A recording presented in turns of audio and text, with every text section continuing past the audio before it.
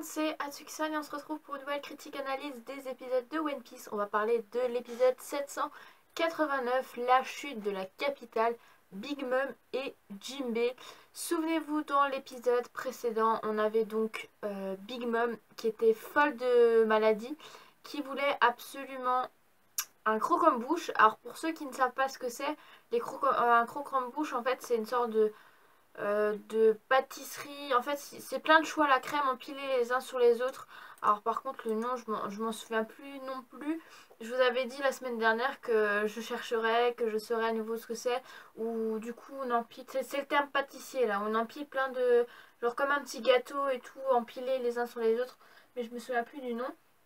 Donc en gros, c'est tout plein de petits choux à la crème en fait, empilés les uns sur les autres. Et c'est une spécialité, on va dire ça comme ça, c'est les chefs cuisiniers de Totland font exprès des beaux desserts pour Big Mom, pour justement qu'elle s'enlève sa maladie de manger et pour que tout redevienne normal. On voit encore dans cet épisode Luffy qui commence encore à avancer donc euh, dans son périple vers l'île principale, donc Whole Cake. Donc ils sont partis de l'île Cacao et ils ont rencontré Pudding. Donc l'île Cacao c'est l'île où tout est en chocolat. Ils ont rencontré Pudding, donc la fiancée de Sanji, qui elle est prête à aider Luffy à récupérer Sanji. Donc c'est une très bonne nouvelle. Elle lui donne une carte par où il faut passer pour aller donc à Whole Cake et récupérer Sanji. Pudding, elle, du coup, va amener Sanji sur la rive, là où ils ont conclu de récupérer Sanji. Ils passent par plusieurs points d'île sans aller dessus, donc ils vont sur l'île de la confiture. Et là, ils avancent entre l'île de Cheese et l'île Biscuit. Donc, on voit quand même que ça avance. Je trouve que c'est quand même pas mal, hein. Je vous laisse un petit peu voir la petite carte en détail. Donc vraiment ça avance bien. Après ils vont passer après ils vont passer quasiment, on va pas dire vraiment vers l'île Nuts et l'île Candy, mais je pense qu'on verra les îles de loin, peut-être, je ne sais pas. En tout cas, dans cet épisode, on va voir que Luffy et les autres sont sur une mer assez bizarre parce qu'en fait il y a plein de mélanges dans la mer où en fait c'est plein de petits enfin, il y a plein de jus en fait, parce que en fait, la semaine dernière, ils sont passés sur une mer en jus de raisin que Pedro leur avait dit. Et là, justement, il y aura plein de jus. Il y aura jus de pastèque, jus de pêche, jus de d'orange. Et tout ça, ça va être mélangé. Et franchement, ça fait... Les couleurs me fait penser un petit peu couleur pastel, comme ça, mélangé. Je trouve assez chouette. Bon, après, c'est pas non plus quelque chose de très très beau, mais je préfère les voir séparément. Et ils vont voir qu'en fait, sur chaque couleur de jus, il va avoir un gros fruit, en fait, spécifié à leur couleur. Donc, par exemple, la couleur orange, il y aura un gros fruit poison ballon en fait orange. Enfin voilà, c'est une orange géante. Luffy qui veut l'attraper pour pouvoir manger. Pedro lui dit non, faut pas, c'est un voilà, c'est un fruit ballon poison, un fruit poison ballon.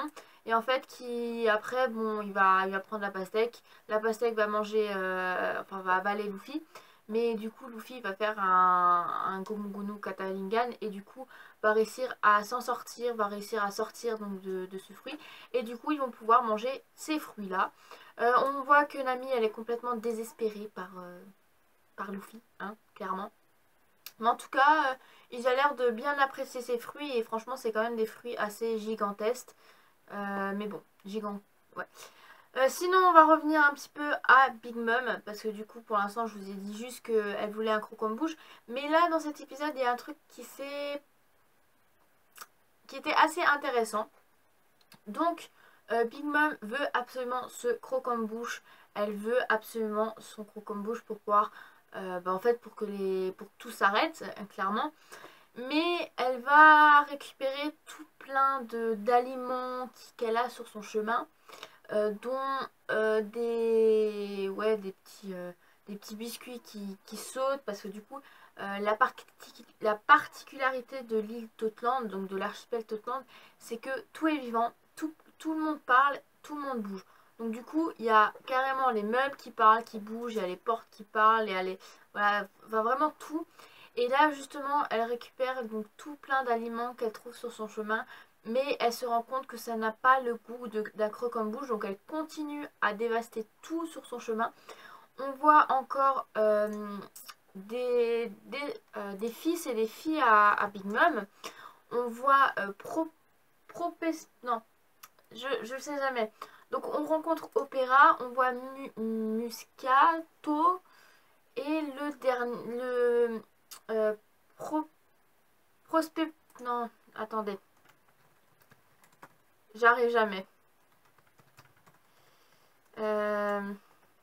Et encore, il y a une fille, mais je me souviens plus vraiment. Ouais, donc en gros, on voit des filles et des filles à Big Mom et qui vont essayer d'empêcher Big Mom d'atteindre son château parce que du coup, si elle atteint son château et qu'elle commence à tout dévaster, elle n'a plus rien. Voilà, clairement. Parce que là, on est vraiment dans la ville, donc Sweet City, c'est vraiment la ville avant le château de Big Mom. Donc, comme vous pouvez le voir, voilà, la situation est quand même assez critique pour Big Mom, même si elle dévaste tout, tant mieux, il n'y a pas de petit parti, il n'y a plus rien, il y a, tout le monde remballe chez soi. Ce serait beau de rêver quand même, mais bon. Mais du coup, il y a son fils, un de ses fils, du coup, Muscato, qui lui va essayer d'arrêter Big Mom. Donc, je vais vous dire que... Je vais vous dire quel est le fils. Alors, si j'arrive à retrouver... C'est le 16e fils de la famille Charlotte et le ministre de Gelato. Donc du coup, voilà, il va essayer d'arrêter Big Mom dans sa petite folie. Il demande aussi à Tamago combien il reste de minutes pour pouvoir attendre, pour pouvoir stopper un petit peu la gravité. Mais en fait, il se rend compte qu'il y a encore 30 minutes avant que le croquembouche soit prêt. Donc du coup, il va essayer d'arrêter, mais Big Mom est quand même assez énervée. On la voit avec ses yeux comme ça en spirale.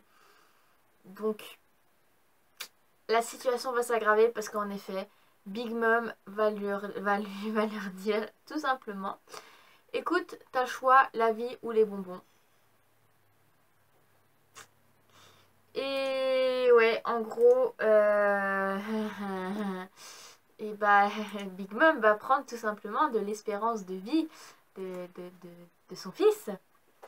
Et en fait, Big Mom ressent la peur que les gens ont quand elle leur prend l'espérance de vie.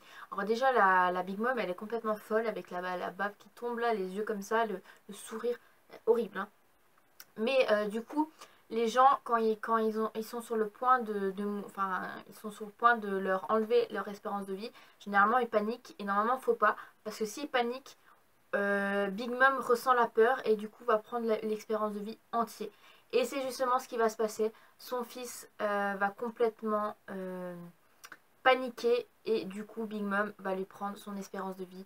Et là, il meurt. Et tout le monde est là, merde, il s'est fait tuer et tout. Qu'est-ce qu'on peut faire pour arrêter la maladie de Big Mom? Et justement, là, on va revoir donc Jinbei. Donc Jinbei qui, lui, va naviguer un petit peu sur les rives de Jus et avec un gros gâteau, hein, une grosse monture. C'est justement le croquembouche. Et ce qui est marrant, c'est que justement, vu que tout parle, et ben il y a le croquembouche qui commence à parler en disant: aidez-moi, sauvez-nous, on ne veut pas être mangé, enfin vraiment tout ça.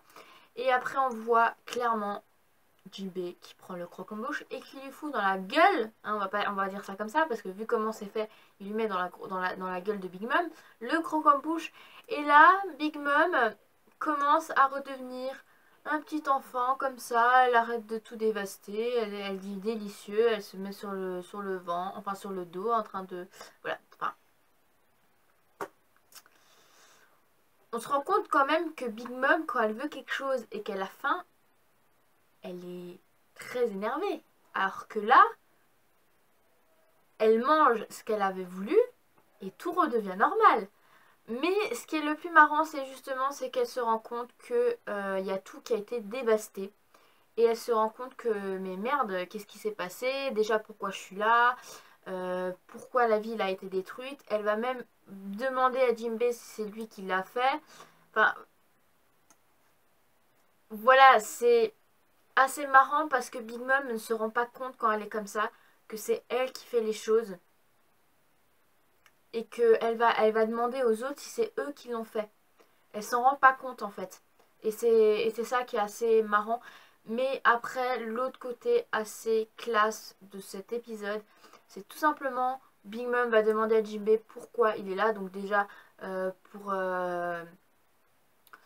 pour donner le croquant-bouche donc à Big Mom. Mais tout simplement, en fait, sa vraie venue, c'était pour lui demander un petit quelque chose que Big Mom va commencer à... Pas vraiment à s'énerver, mais on voit vraiment le visage commencer à... Ouais, à s'énerver, mais pas vraiment. En gros, elle va lui demander ne me dis pas que tu veux quitter mon équipage, l'équipage de Big Mom. Donc du coup, on va voir que Big Mom va lui demander écoute, tu me suis, on va aller parler en privé. Et en effet, Jinbei dans sa tête va se dire je veux quitter, maintenant c'est le moment de quitter l'équipage de Big Mom. J'ai plus rien à faire ici. Euh, il faut que je fasse ce que j'ai toujours voulu faire, c'est être avec les Mugiwara. Depuis ma rencontre avec Luffy, j'ai voilà, en fait ils ont créé une amitié sur l'île des hommes poissons quand Luffy était en perte de sang. Jinbei lui a donné son sang et quand Luffy lui a demandé Jinbei rejoint mon équipage, pour le moment Jinbei avait dit je ne peux pas, j'ai des choses à régler mais ne t'inquiète pas, je viendrai le moment venu. Et là, il se rend compte que c'est le moment venu. On a un mini flashback quand même assez intéressant de Jinbei et Luffy. On se rend compte quand même de leur amitié.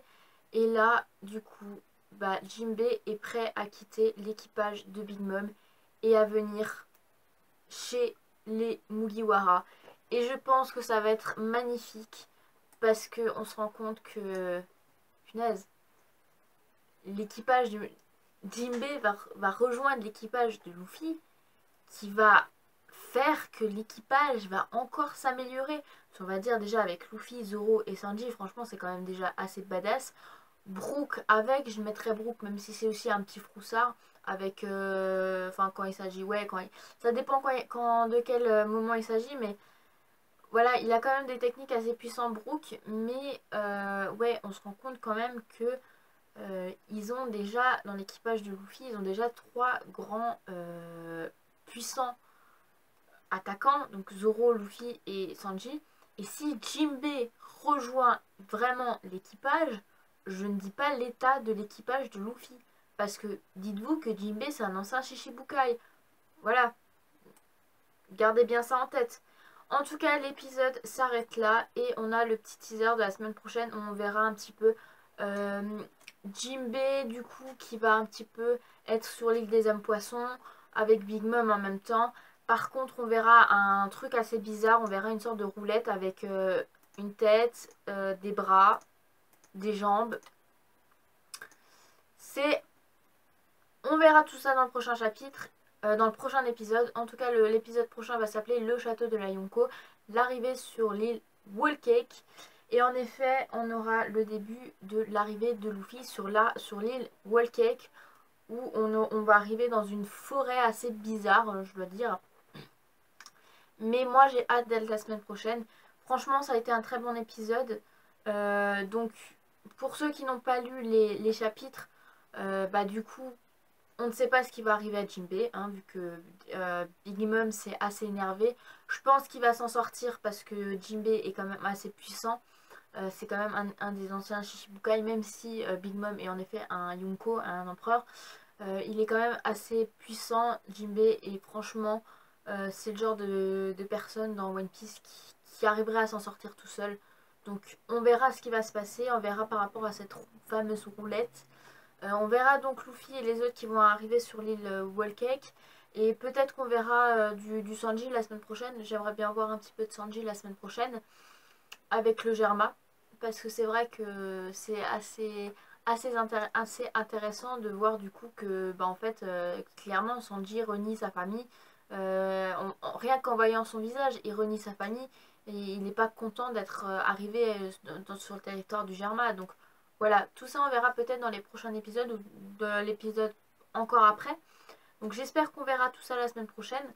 Et pour ceux qui n'ont pas lu les chapitres, bah écoutez, je vous souhaite une très très bonne après-midi et je vous dis à la semaine prochaine pour la critique analyse de l'épisode 790 de One Piece. Maintenant, pour ceux qui ont lu les chapitres, moi je trouve que ça reflète bien en gros le chapitre. J'ai adoré du coup ce qui s'était passé. Euh, Ça a été quelque chose d'assez intéressant de voir, de retrouver Jinbei qui va du coup va annoncer à Big Mom que qui quitte son équipage, mais que du coup après Big Mom va lui faire la roulette. Par contre, je me souviens plus du tout ce qui s'était passé par rapport à la roulette parce que Jinbei après on le revoit donc dans la prison de Whole Cake pour justement sauver Luffy et les autres. Donc on verra un petit peu tout ça la semaine prochaine avec plus de détails parce que c'est vrai que ça fait quand même, ça remonte assez loin les chapitres de cet épisode. Donc on va voir vraiment ce qui s'était passé dans l'épisode prochain. En tout cas moi la semaine prochaine j'ai hâte parce que du coup Luffy et les autres vont arriver sur la rive de Whole Cake. Donc du coup on verra un petit peu brûler et... Bon, on verra brûler clairement, on verra un petit peu les combats entre Luffy et Luffy. On verra aussi Crackers, peut-être pas pour l'épisode prochain, mais dans les prochains épisodes on verra Crackers. Et non, franchement, j'ai hâte. Et par contre, je sais pas si vraiment on verra Sanji avec sa famille. Parce que c'est vrai que ça, c'est vraiment intéressant quand on les voit tous ensemble, les Vismok ensemble. Et vraiment voir l'émotion que Sanji nous fait refléter dans les épisodes là. Je pense que ça va être assez intéressant de voir comme quoi ses frères se foutent clairement de sa gueule. Que Reiju, elle, est pour Sanji. Parce que ça, oui, on verra un petit peu l'émotion, un petit peu de la sœur et du frère. Hein. Clairement, je pense que ça va être assez intéressant. Mais ouais, on verra un petit peu tout ça pour la semaine prochaine. On verra aussi le prochain chapitre hein, qui va sortir demain. Voire même aujourd'hui, je sais pas, parce que du coup on est mercredi 24 mai 2017. Oui, je fais un peu tard, mais bon, du coup je travaille donc j'ai pas assez de temps. Donc voilà. Donc en tout cas, on verra un petit peu tout ça la semaine prochaine. Et franchement, j'ai hâte d'être le combat du coup maintenant de Sanji et de Luffy. Je sais pas vous, mais moi j'ai hâte. Voilà. Et arriver à la tea party et voir un petit peu le gros bordel qu'on a dans les chapitres. Les voir en épisode. Mais bon. Du coup, je vous souhaite une agréable après-midi. Et du coup, je vous dis à la semaine prochaine pour la critique analyse de l'épisode 790 de One Piece. Allez, salut mes Nakama!